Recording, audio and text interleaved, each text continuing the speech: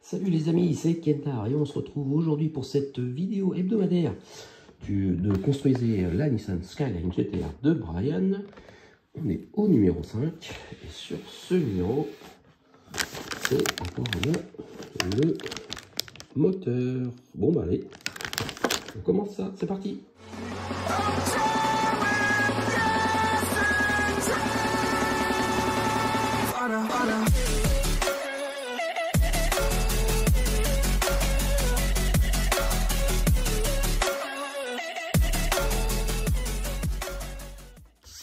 Alors voilà toutes les pièces. Donc je suppose que c'est vraiment le moteur. Voilà le bloc moteur. Donc là il n'y a pas de doute. Mais bon voilà, j'étais sûr quasiment à 100%. Alors toutes les pièces sont en métal, excepté la pièce rouge brillante. Ça c'est du plastique. Sûrement à cause de la couleur, je sais pas. Bon. Alors, il faut commencer l'assemblage du bloc moteur en alignant les orifices du support droit avec les 4 orifices des vis de la partie droite du bloc moteur. Fixez les pièces à l'aide de 4 vis AM. Donc, il faut prendre à côté du moteur. Mais du coup, j'essaye de repérer lequel. En tout cas, c'est un côté noir. Ça, c'est sûr. Alors après, ça n'a pas l'air d'être celui-là, ça a l'air d'être l'autre. Est-ce qu'il y a une information sur le nom de la pièce? J'essaie de regarder, j'ai pas l'impression. Je vais mettre la lumière, on va mieux voir. Non, il n'y a rien. Bon, après, en regardant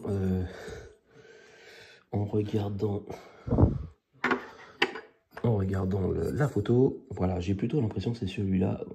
Effectivement, quand je regarde comme ça, donc voilà, c'est celui où il y a cette partie-là. Ça se reconnaît plus facilement comme ça. Alors après, on prend la pièce 5H. Alors pareil, la pièce 5H, ça a l'air d'être celle-là. Ouais, c'est celle-là. Là, on ne peut pas se tromper, il n'y a que celle-là qui est comme ça. Et en fait, là, on voit un emplacement avec 4 trous pour mettre 4 vis. Et on met ça ici. Et on le fixe avec 4 vis AM. Voilà, ça y est. La pièce est fixée. Alors ensuite, on fait pareil avec l'autre support. Pareil, les 4 trous. Le petit support, c'est pas tout à fait le même. Et oui, on met ça comme ça. Bon, mais voilà, ça y est. L'autre patte du support est fixée. Bon, ça, c'est bon. Alors ensuite, on place la culasse du moteur dans le couvre-culasse. On aligne les deux orifices des deux pièces, on les fixe entre elles avec 2 vis AP. Alors, c'est pas les mêmes vis. C'est des vis AP. Alors, par contre, c'est des vis AP et on n'a pas de vis AP. Parce que là, j'ai des vis AM et là, j'ai des vis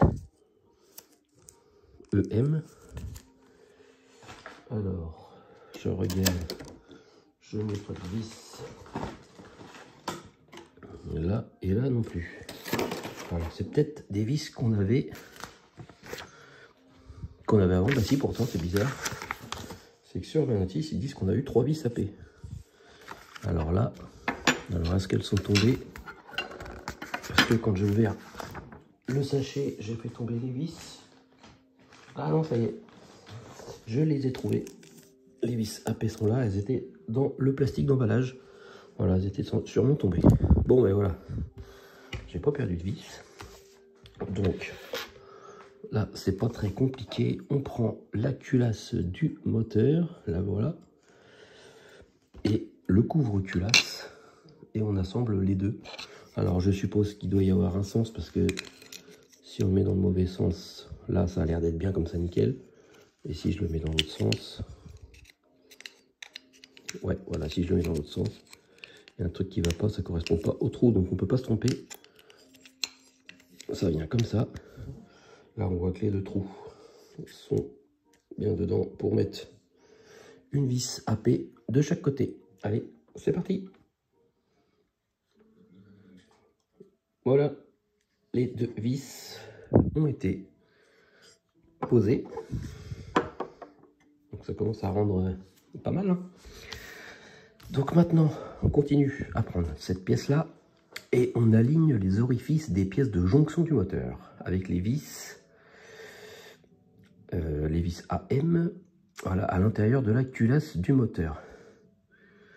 Donc en tout, on a 4 vis AM pour fixer les deux petites pattes que l'on a là, des pattes en métal, je précise.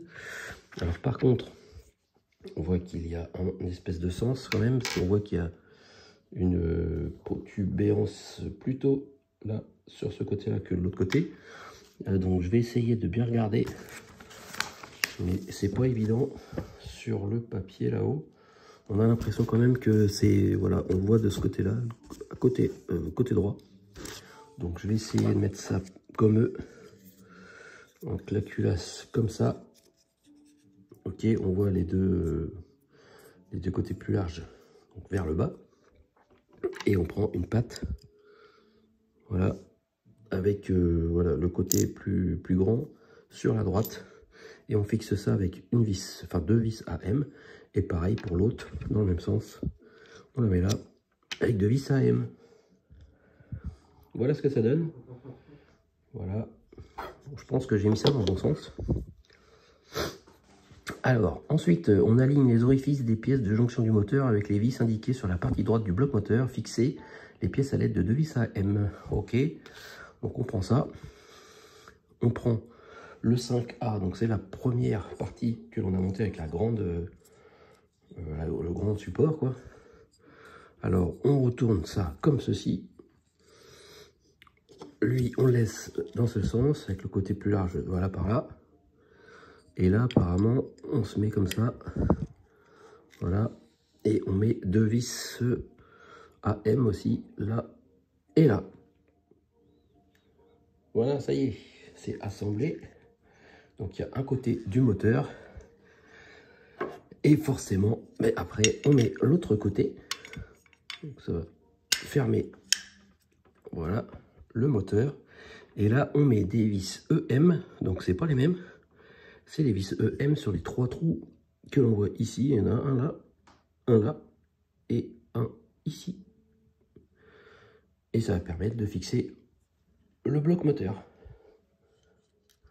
Ça y est, les 3 vis sont mises. Alors oui, ça tient pas parce que en dessous il y a un petit piton là et du coup il n'est pas droit.